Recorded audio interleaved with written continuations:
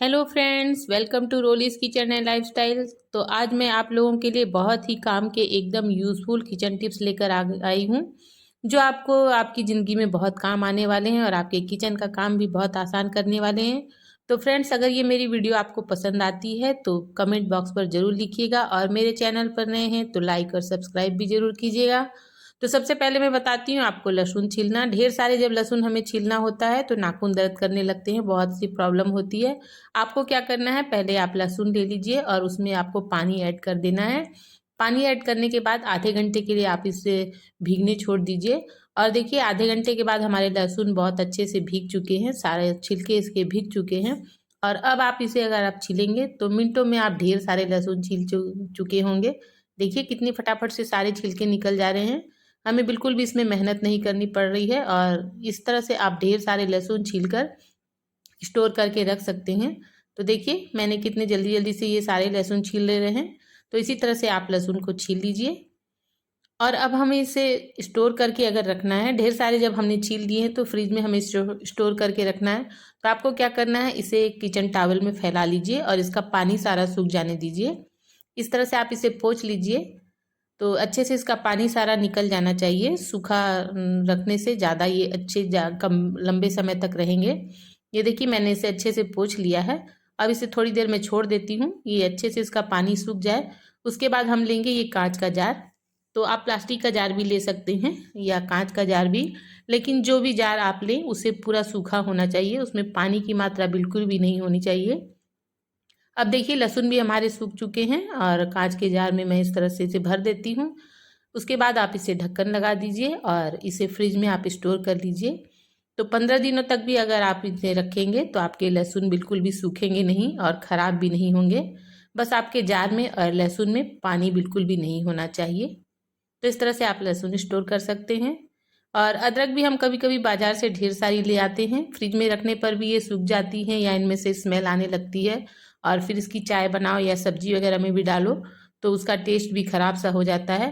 तो आपको क्या करना है, इस अदरक को ले लेना है और एक जार ले लीजिए। अगर आपके पास ज़्यादा अदरक है तो बड़ा जार ले लीजिए। उसे आप पानी से फिल कर लीजिए और उसमें आप अपनी अदरक डुबो दीजिए। तो पानी आपको इतना भर लेना है जिससे आपकी अदरक पूरी अच्छे से डूब जाए। और उसके बाद आप इसे ढक्कन लगा लीजिए और फ्रिज में स्टोर कर लीजिए। 3 से 4 दिन में आप इसका पानी चेंज करते रहिए। इस तरह से आपकी अदरक काफ़ी दिनों तक एकदम फ्रेश रहेगी। और जब भी आपको यूज़ करनी हो एक टुकड़ा कट करके आप ले लीजिए और बाकी का अदरक फिर से आप इसमें डालकर इसे फ्रिज में स्टोर कर सकते हैं। अब अदरक और लहसुन का पेस्ट बनाकर तो हम सभी रखना चाहते हैं, परंतु इसे कैसे बनाना है, इसे क्वांटिटी कितनी लें, ये मैं आपको बताती हूँ। तो आपने जितना अदरक लेना है उसका डबल आपको लहसुन लेना है। यानी लहसुन की मात्रा जितनी है उसका आधा आप अदरक ले लीजिए। और उसके बाद अगर आप इसका पेस्ट बनाकर स्टोर करके बहुत दिनों तक रखना चाहते हैं तो आपको इसमें पानी बिल्कुल भी नहीं होना चाहिए। अदरक और लहसुन को आप अच्छे से सुखा लीजिए और जिस जार में आपको पीसना है वो जार भी बिल्कुल सूखा होना चाहिए, उसमें पानी की मात्रा बिल्कुल न रहने दीजिए। तो दोनों को मैंने इससे ग्राइंडर जार में ले लिया है। और अब हम इसमें मिला देंगे 2 चम्मच के करीब सरसों का तेल। तो सरसों का तेल आप इसमें डाल दीजिए 2 चम्मच भरकर। बहुत से लोग इसमें नींबू मिला देते हैं, सिरका मिलाते हैं या फिर नमक मिलाते हैं और फिर हमें एडजस्ट करना होता है टेस्ट के साथ या फिर नमक के साथ। लेकिन अगर आप सरसों का तेल इसमें मिलाकर इसे पीस लेते हैं तो आप इसे काफ़ी दिनों तक अच्छे से स्टोर करके रख पाएंगे और इसमें बिल्कुल भी फंगस नहीं लगेगी, किसी तरह की स्मेल भी नहीं आएगी। तो इस तरह से आप सरसों के तेल के साथ इसे मिला लीजिए। अच्छे से ग्राइंडर जार में मैंने पीस लिया है। और अब हम इसे एक कांच के जार में या प्लास्टिक का जार भी ले सकते हैं, इसमें भर कर रख लेते हैं। बस आपको ये देखना है कि आप जो भी जार ले रहे हैं वो बिल्कुल सूखा होना चाहिए। हमें इनमें पानी की मात्रा बिल्कुल भी यूज़ नहीं करनी है। बिना पानी के अगर आप इसका पेस्ट तैयार करते हैं तो आप इसे बहुत दिनों तक, कम से कम 15 या 20 दिनों तक तो आप इसे आराम से फ्रिज में स्टोर करके रख सकते हैं। और आप जो भी रेसिपी बनाएंगे उसके टेस्ट में आपको कोई भी फर्क नज़र नहीं आएगा। ये हमने ले लिया है चावल। तो चावल मैं धो रही हूँ और इसका पानी मैं इसमें अलग से निकाल कर रख ले रही हूँ। इसका इस्तेमाल हम बर्तन धोने के लिए करेंगे। तो ये ज़्यादातर ज़रूरी उनके लिए होता है जो नॉन वेजिटेरियन हैं, जिनके यहाँ चिकन वगैरह खाते हैं तो बर्तनों पर उनकी स्मेल रह जाती है और चिकनाई भी बहुत ज़्यादा रहती है। तो ये चावल का पानी आप इकट्ठा करके रख लीजिए। और बर्तनों में से जूठा निकालने के बाद इसे एक बार इस पानी से आप धो लीजिए। इससे आपके बर्तनों की चिकनाई तो एकदम निकल जाएगी और स्मेल तो बिल्कुल ही साफ हो जाएगी।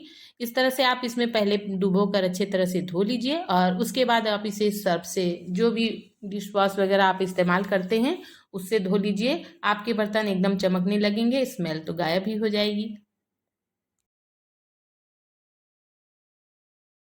काफी लंबे समय से मेरे इस तवे पर पराठे बन रहे हैं। साफ करना तो बड़ा मुश्किल है, नींबू विनेगर सब कुछ मैंने इस्तेमाल कर लिया है मगर सब फेल हो गए हैं। तो ये है हमारा मास्टर इंसिएंट पीस, जिससे हम करेंगे अपने तवे की सफाई। बिल्कुल देसी तरीका मैं आप लोगों को बताने वाली हूँ, जो हमारी मम्मियाँ इस्तेमाल करती थी। मेरी मम्मी भी इसी तरीके से तवा साफ करती थी। हम तो भूल ही चुके थे, लेकिन आज मुझे अचानक से याद आया तो मैंने ट्राई किया। तो देखिए, ये ईंट का टुकड़ा है, जो घर मकान बनाने के लिए हम ईंट इस्तेमाल करते हैं, उसी का एक छोटा टुकड़ा आप ले लीजिए। और तवे पर आप जो भी साबुन इस्तेमाल करते हैं या लिक्विड सोप जो भी इस्तेमाल करते हैं वो थोड़ा डाल लीजिए। पानी डालकर आप इस ईंट के टुकड़े से इसकी घिसाई कर दीजिए।